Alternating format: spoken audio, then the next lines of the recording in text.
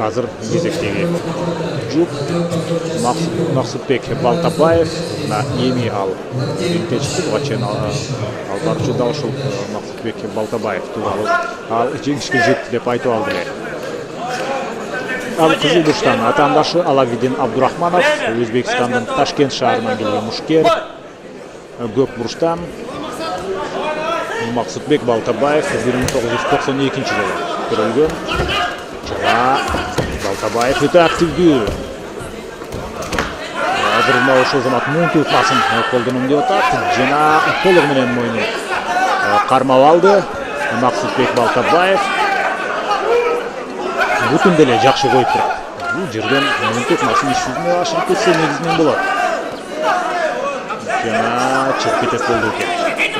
Тутмасы улантылып атат.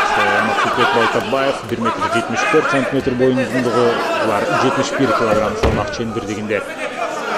Күч сынашууда дагы деле мойнун кармап турат. Эки колдоп баш себептүү эсеп узатканга аракет кылбасын дейм.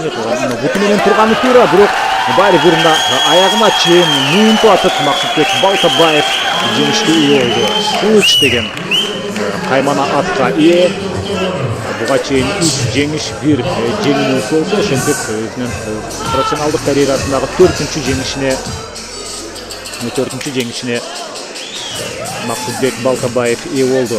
Боец спорт клубунан өзүнүн негизги спорттун түрү самбо, ошондой эле кулатуу жана эрежесиз тебиш боюнча спорттун чебери.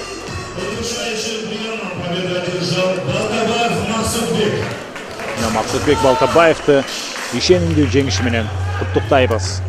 Өзбекстандык Ташкенттик мушкерди